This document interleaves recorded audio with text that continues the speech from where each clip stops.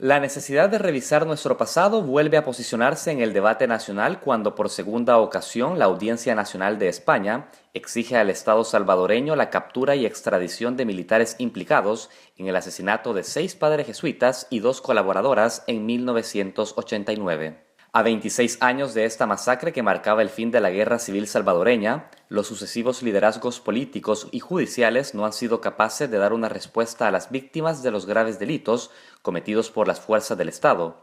Mientras tanto, gran parte de la sociedad es incapaz de exigir a sus gobernantes verdad y justicia. Para el académico e investigador salvadoreño Carlos Cañas Dinarte, residente en Barcelona, el desinterés social por analizar de manera crítica la memoria histórica es explicado, en parte, por el desconocimiento sobre estos hechos.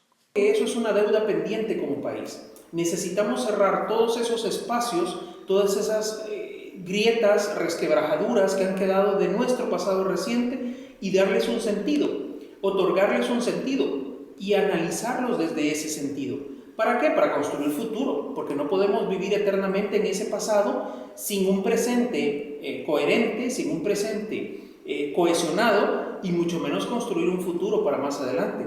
Desde el punto de vista de Cañas Dinarte existe una decisión deliberada de las élites que dirigen el país por borrar el pasado y junto a él las posibilidades de hacer justicia sobre heridas que aún siguen abiertas para cientos de miles de víctimas del conflicto armado.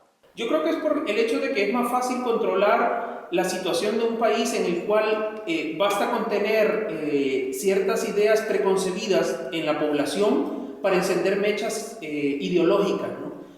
Tanto de derechas como de izquierdas. En ese sentido, basta levantar un dedo para que se enciendan las alarmas en un montón de sectores y no nos cuestionemos respecto a todo aquello. El acceso a la información y el resguardo del archivo histórico constituyen dos políticas públicas que el Estado salvadoreño debe fortalecer para ser garante de la verdad hacia las víctimas y construir una sociedad reconciliada. El Estado tiene una enorme responsabilidad. Obviamente, no tenemos una ley actualizada de Archivo General de la Nación, no tenemos una ley de archivos y bibliotecas. La Biblioteca Gallardo en Santa Tecla tiene 15 años cerrada, no tiene acceso. La comunidad académica nacional e internacional no tiene acceso a sus fondos, que son los fondos privados más valiosos de la región centroamericana. O sea, hay como una gran desmemoria y no nos damos cuenta de eso. Los archivos municipales, muchos fueron destruidos durante la guerra, otros han sido destruidos después del proceso de pacificación. Los archivos parroquiales en su mayoría están en proceso de destrucción. Hay muchísimos archivos privados a los cuales la población obviamente no tiene acceso porque son privados. Cañas Dinarte identifica que aún hacen falta acciones más contundentes para revertir la impunidad institucionalizada en el país ante la omisión de políticas de memoria histórica, como sí lo han hecho otros países latinoamericanos. El Ministerio de Cultura de Colombia decía hace unos meses una frase que a mí me pareció significativa: los archivos son los custodios de la democracia. Y es cierto, porque en la democracia te permite la transparencia, la credibilidad, te permite la gobernanza, la gobernabilidad, te permite un montón de elementos y eso solamente puede estar disponible a través de los archivos. Los archivos, por ejemplo, en Costa Rica permitieron descubrir los enormes defalcos y la penetración del narcotráfico en varios bancos, pero porque los archivos de los bancos van a dar al Archivo General de la Nación en Costa Rica.